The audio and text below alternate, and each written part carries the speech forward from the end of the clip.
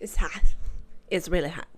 It's really, really hot in here, you guys. It's really hot. It's like, I don't know, it feels like 666 degrees. What's going on, my pretty pandas? Welcome to another episode of Gamers Talk, where we are going to be talking about the latest in gaming trends, news, fashion, and topics that I discern and I put on this channel. Oh, and I forgot.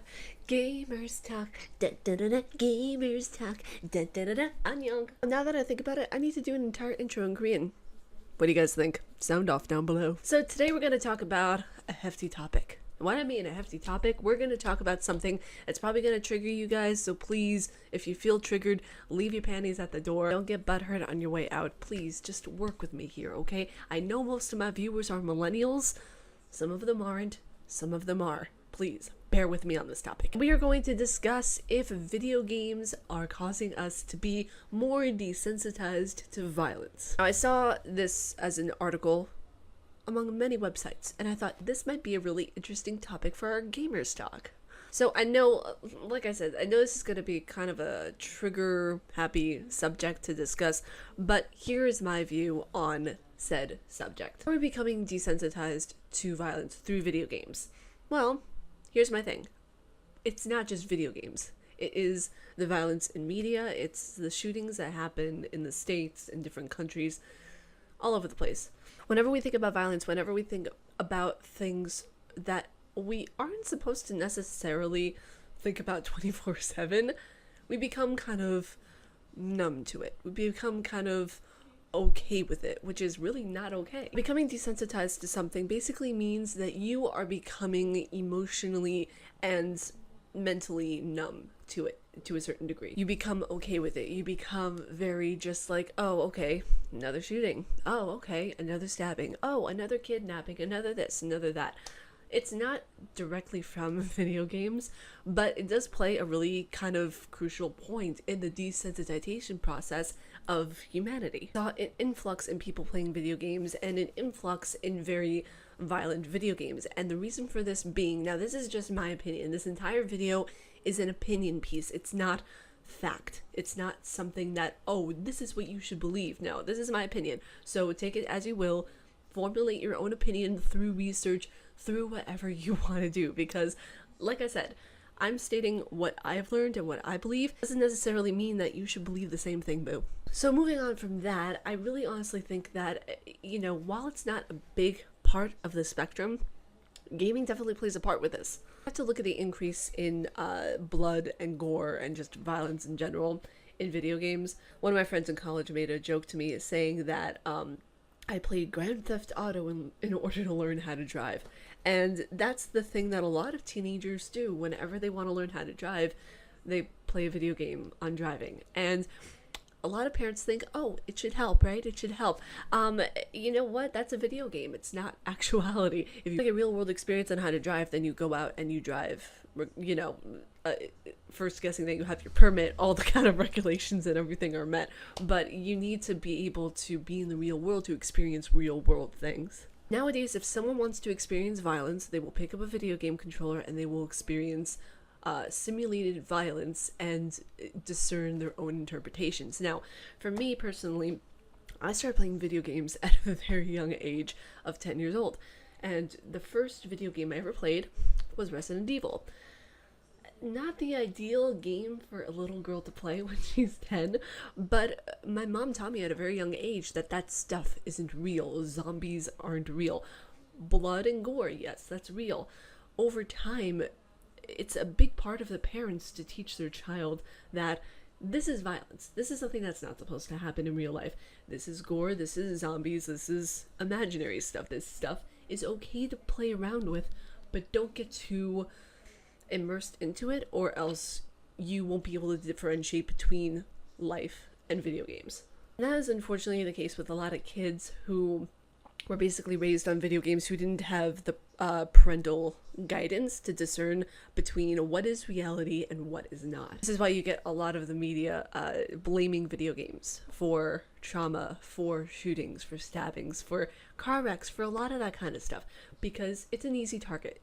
Quite frankly, it's a very easy target, no pun intended. It's not the main cause for why we have the desensitization towards violence. It's one of the causes, yes, but whenever you look at the media, you know, if you guys live in the States, you guys know that there was a shooting in Florida at a Madden convention. You guys know that there have been stabbings, there have been kidnappings, there have been murders, there have been so many things that have happened in the United States alone that says, wow, there's a lot of violence happening here, and we just seem to go with it to a certain extent. It's not like we're remorseful about it. We understand that this is not something that should be happening at all.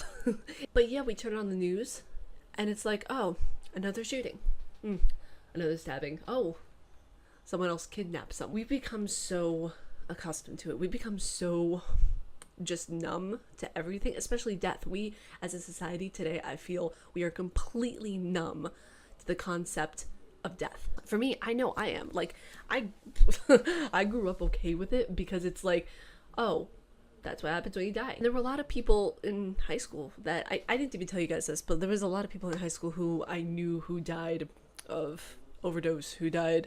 There was this one kid who got drunk one evening at the high school I went to, and he fell off the top of the roof. And it was devastating for the entire school. And it was the first time that I ever really encountered the concept of death at 14. And you know, it's not something that's supposed to happen, but at the same time, you're supposed to be okay to a certain extent with death as a concept, because it's gonna happen.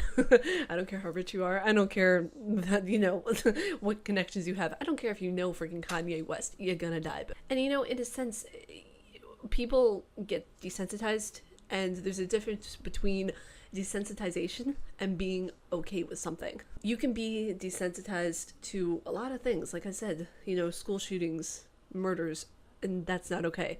But being okay with the concept of death is something completely different. It's an inevitability, it's something that happens, and it's something that I feel like us as a society should not be scared of it. We're scared of it because it's an unknown. It's something that we know nothing about what happens to us after we die. And I feel like that's something as a society we're not okay with. We don't know much about.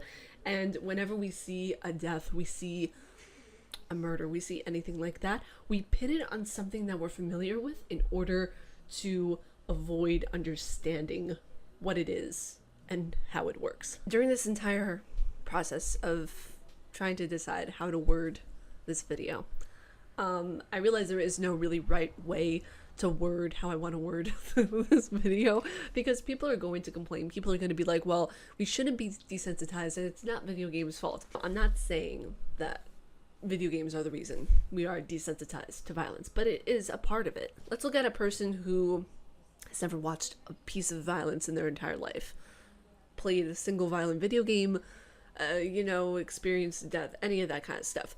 Let's take that person versus someone who has played every single horror video game, experienced death at a very young age, and experienced possibly mass shootings, been involved in a car wreck, all these kinds of things. Do you think that that person is going to be more part of life than the other person? The other person might be a well-functioning human being versus the other one who doesn't have the correct life experience.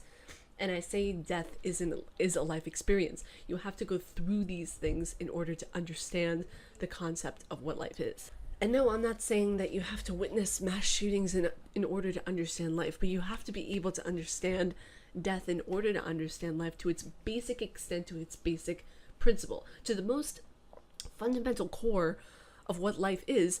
You're born so you can die in the end, which is messed up, but it's true. Now, I'm agnostic. I don't believe in religion. I don't like religion at all. So whenever I think about this concept, I think that from the moment you're born until the moment of your death, you have choices that you can make in order to increase your life's potential to a certain degree. Whether that be having a job in the video game industry, whether that be a writer, whether that be a musician, being a Buddhist, being a priestess, being someone who helps others, being like a Mother Teresa, whatever it may be, doctor, nurse, lawyer, what have you. You have your options. You have your free will. Up until you graduate high school, you really don't have that much say in what you do if you have decent parents. You don't have a say in what you do. After high school, You can pretty much choose whatever you want, because when you turn 18 legally in the United States, you can do whatever you want. And from 18 forward, you have to make those decisions for yourself to better yourself as a human being. Why do I say all of this? Because it plays a part in the desensitization process of the human mind. If you allow yourself, if you are letting in these thoughts of corrupt feelings and different aspects that are not so good about humanity, like the killing and the murders and all that kind of stuff, yeah, you're going to become more incredibly heavily desensitized to it.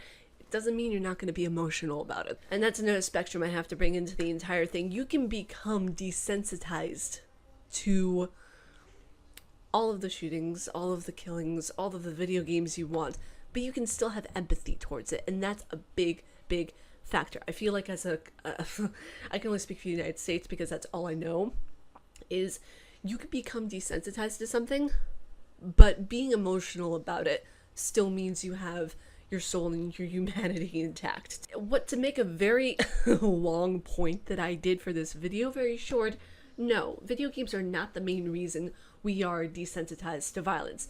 It makes it easier for us to be desensitized to the violence that happens within our culture, but it's not the main reason.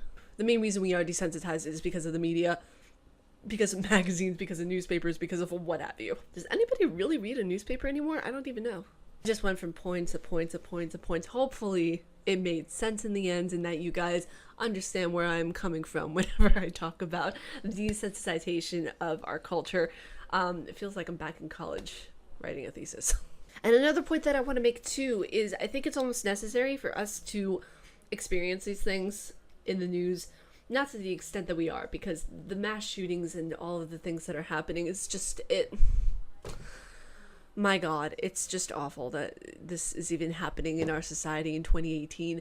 But I'm not surprised either, because we have, it's so much easier for people to get a hold of different pieces of equipment and bombs and equipment for making guns and all that kind of stuff. It's just but at the end of the day, if you as a human being can answer to yourself and say, yes, this is wrong, but I can enjoy a gory movie or a gory video game from time to time, then yeah, you don't have a problem differentiating between what is on the news and what you see and what is on a video game and what you see. Because video games aren't real life. Video games are a takeaway, are bits and pieces from life that are created and put into a fictional story for your entertainment purposes. And when some people see that, they take that as a fact that it's reality, when it really isn't. And that's what worries me. The media says that, oh, these few people said that, oh, this is real, this is something that we should watch out for. And they take those few people's opinions and qualities and attributions of why they didn't like it and why they were fearful of video games, and they planted it into the media as to why you shouldn't be playing video games because it contributes more to murders and suicides and all that kind of stuff, which is totally not true. And it's even been proven that it's video games psychologically help you through mentally difficult times. It helps kind of relax you. So yeah, I hope you guys enjoyed this video. If you guys like my face and what I do, please be sure to subscribe and hit the bell down below, because I make videos every weekday. Stay casually nerdy, you guys, and I will talk to you all in tomorrow's video. Peace.